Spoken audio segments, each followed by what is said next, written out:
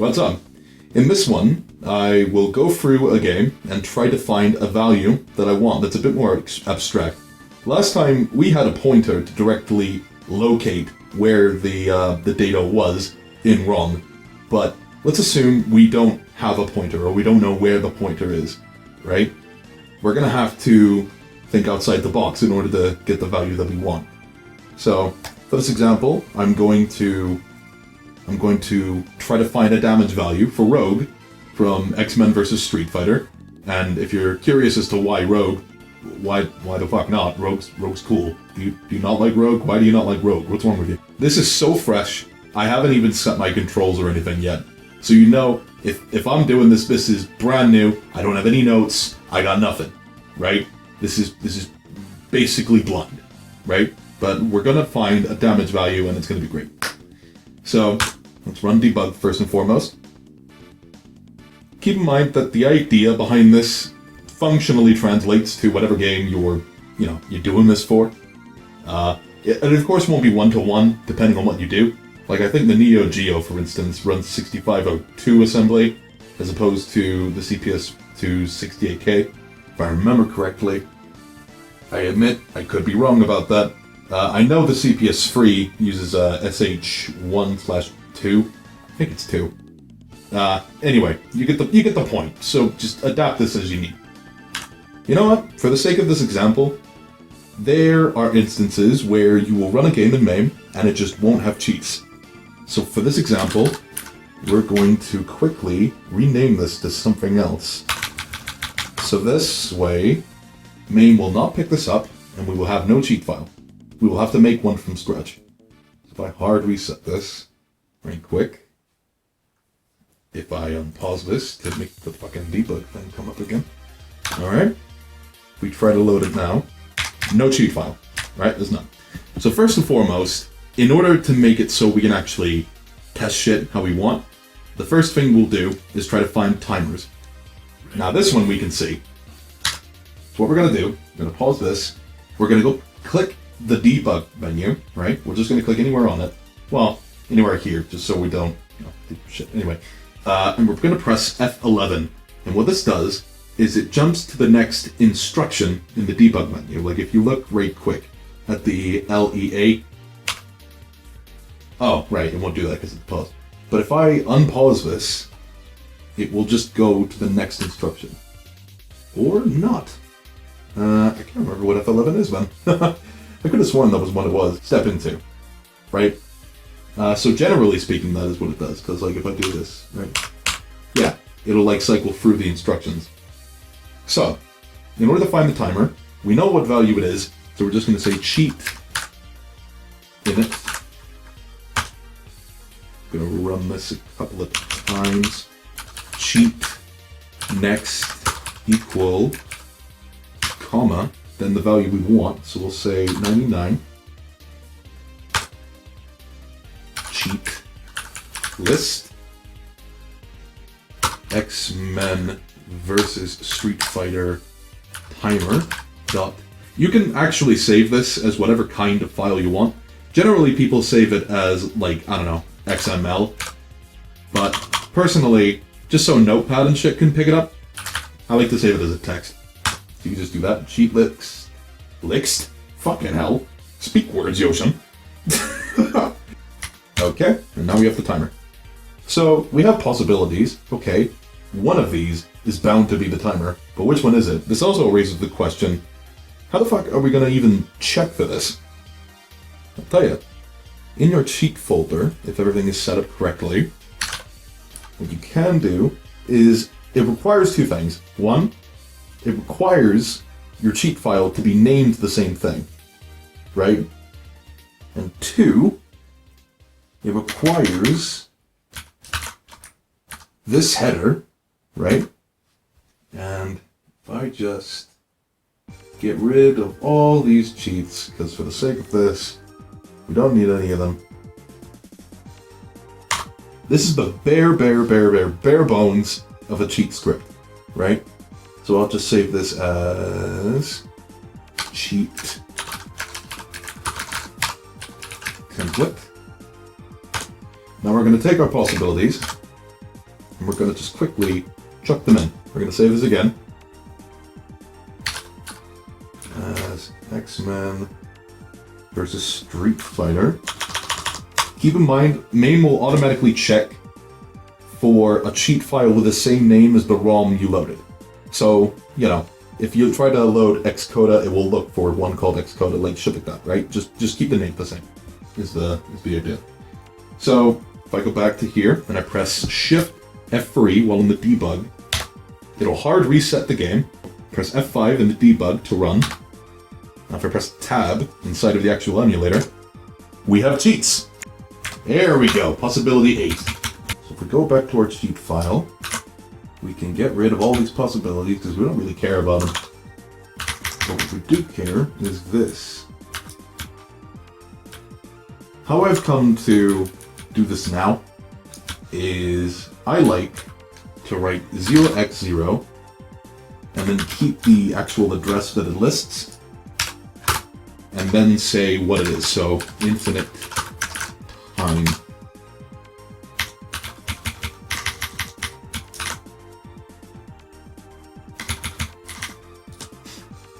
Get rid of these and we should be good.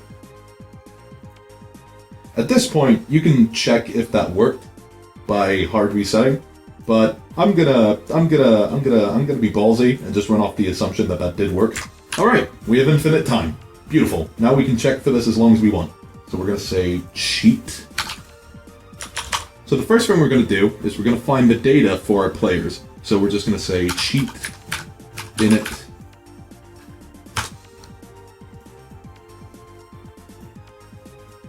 cheat next increase. Scroll along a little bit more. Cheat next increase. Scroll along a little more. Cheat next increase. Cheat list X-Men versus Street Fighter B1 X pause.txt. I admit that the way I'm doing this specifically is quite slow, but this is it's more for general hacking, right? So by doing this, I have a bunch of info that I can expound upon later, right? I could just go straight into the health stuff, but for now, we're fine. We're fine.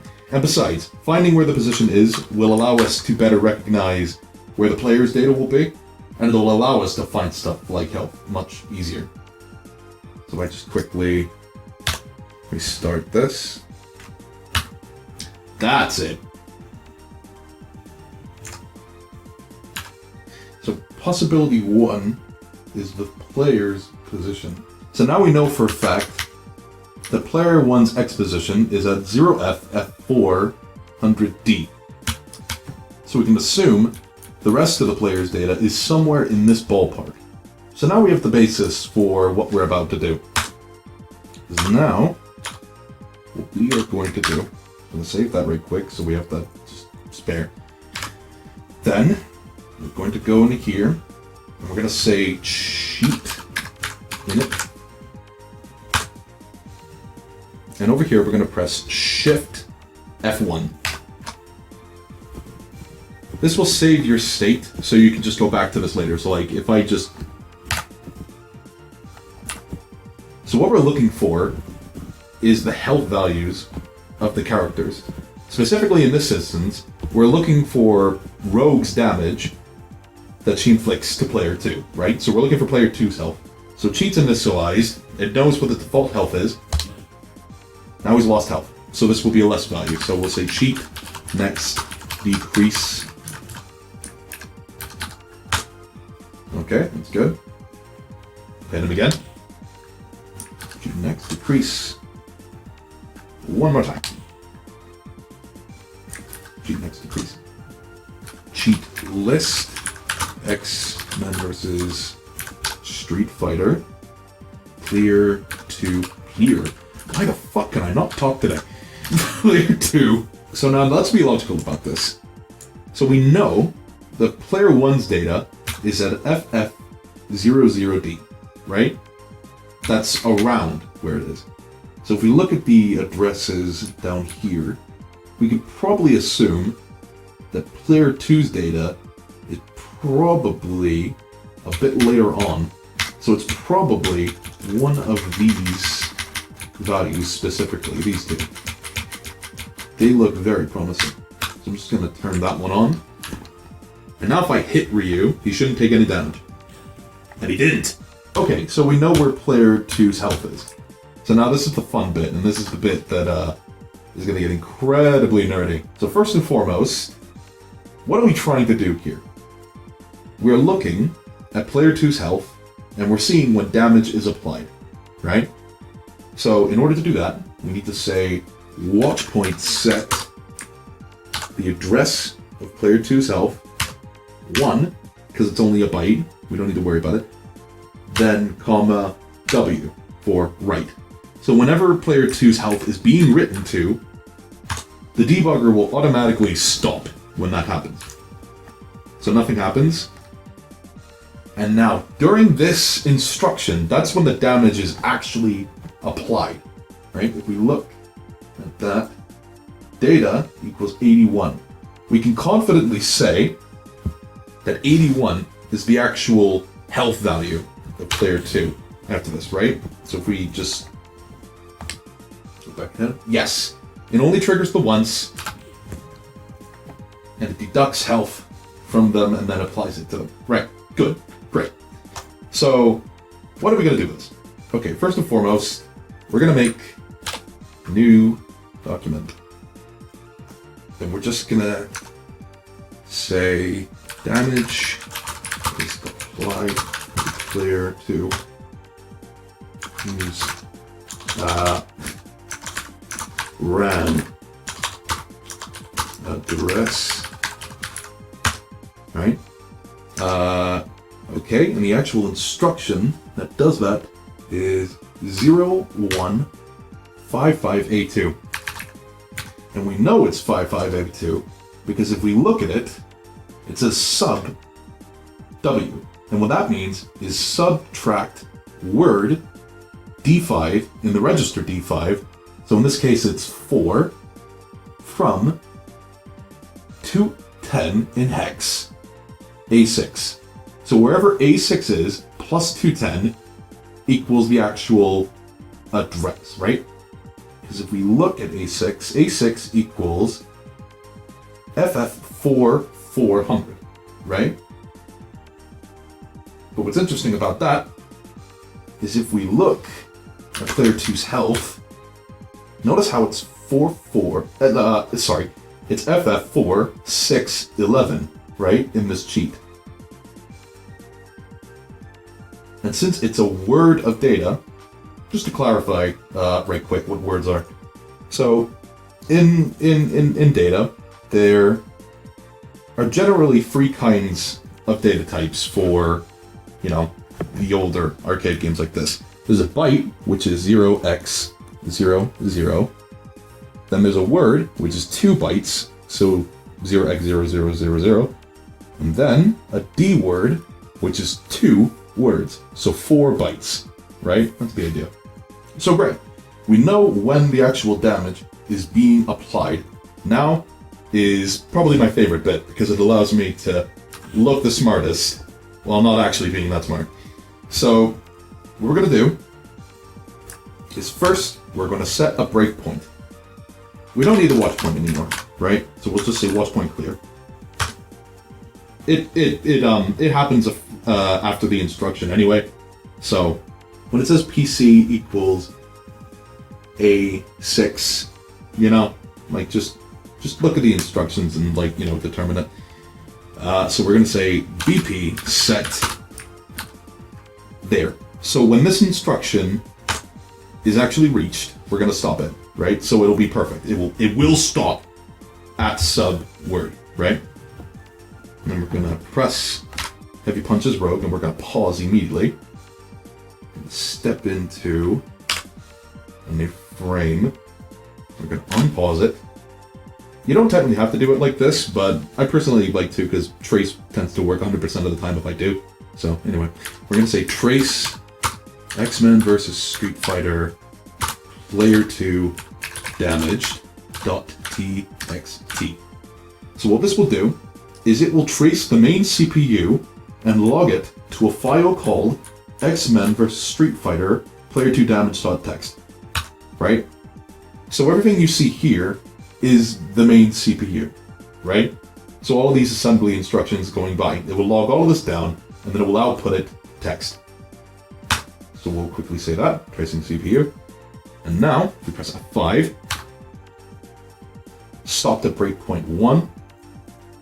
So now we know that it read all the instructions up until this point, and then it immediately stopped, right? So we'll say trace off 0. So if we go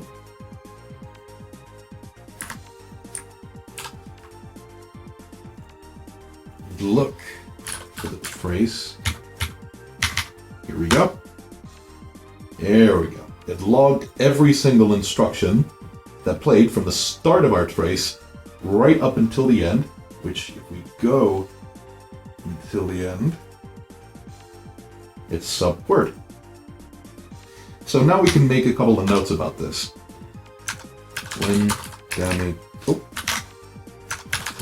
damage is reduced, is subtracted from player 2's health in RAM. So now we have a note. Okay, that's good. So we know that's actually when it starts. We know a couple of things. So A6 likely equals player 2's unit ID equals 0x0 FF4 400, if I remember correctly.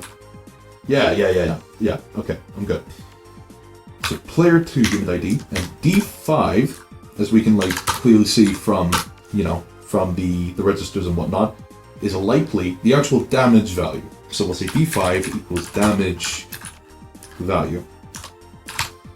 Now this alone is good enough for data collection, right? We can just use this breakpoint and then we can see what the value is and then we can log it down, right?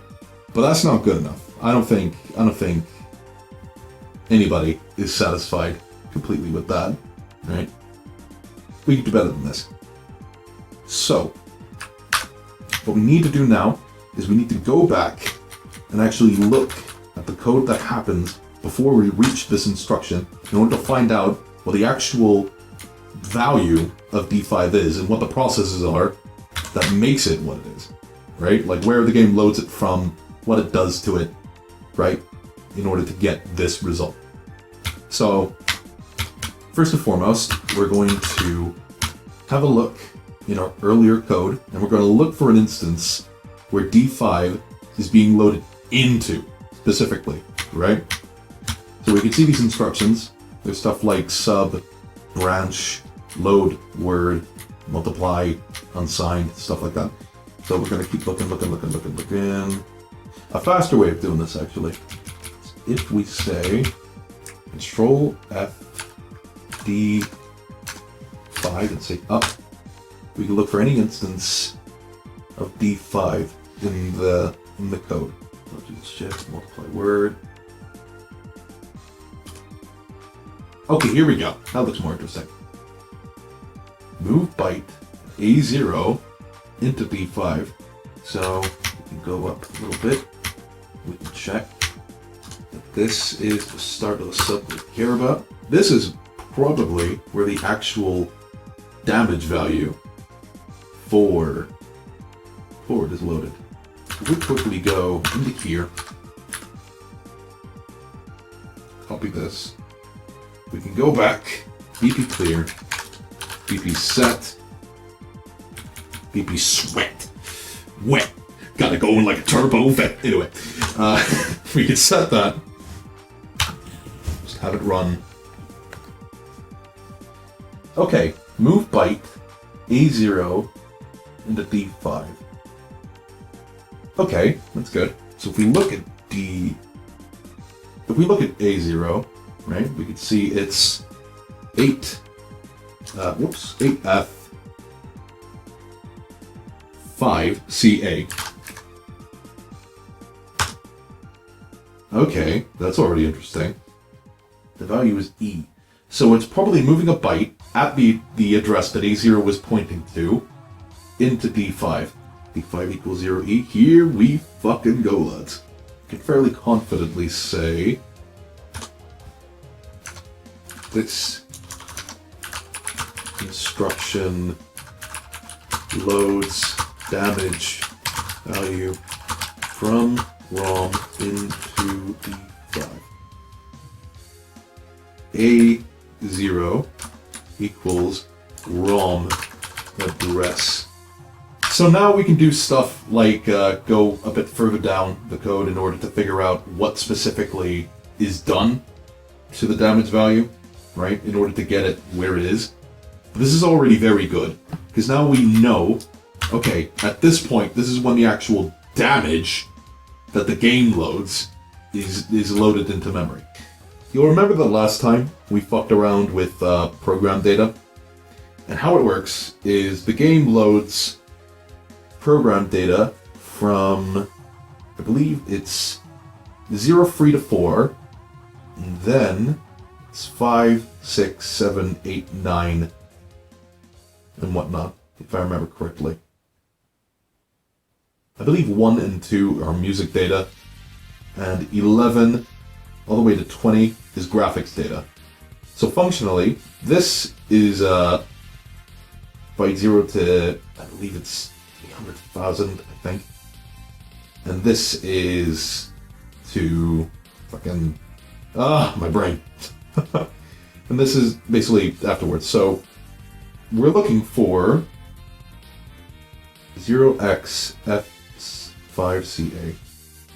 Okay, yeah, you know what? I'll just use this. So 3A equals 0x 1, 2, 3, 4, 5, all the way to 0x0 8. If I remember correctly, it's something like this. Right? That's what free A is. 4A is the same, but it's all the way from 8A all the way to 10, right? So odds are, what we're looking for is in the file 4A, right? What we're going to do is we're going to quickly take that file and chuck it into swap endian. So we'll swap the bytes around. Then we open it in a hex editor. We'll say HXD. It's a bunch of garbled nonsense. If we go back to our text, we know this is the address of the data.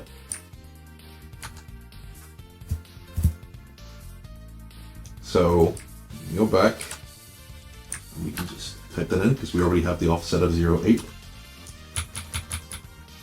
And there we go. There's the 0E. So for fun, we're going to set this to FF and save it. We go back here. We're going to get the 04F. We're going to swap endian it again. And then, if I did this correctly, we're going to hard reset. It should hopefully work as I intended. To be safe, we're not going to load a save state because save states can be weird. Sometimes they'll load like an older version of the game. It's very strange. Anyway.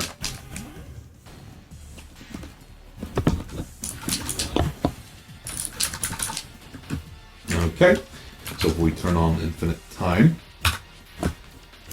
and if we hit him with the heavy punch, he's just instantly fucking dead. And we can additionally look at that, right? We can actually see this in action. If we go to this breakpoint again. So BP set blah equals that. We just unpause this. Okay, A0 into D5. So D5 should equal FF. Because we set the damage value to that in ROM. And yes, it is. And now she kills him.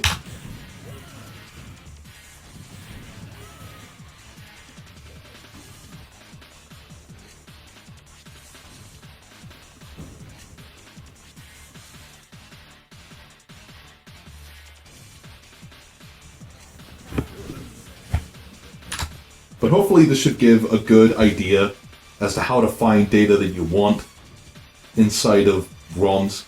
And obviously we can go back to the instructions. We can, we can dissect how the game specifically fucks with all of these bits of data, right, in order to get the output damage value that it gets. But for the most part, this gets the job done, finding what you want to edit. So yeah, hope you found that interesting, and good luck. Have a good day.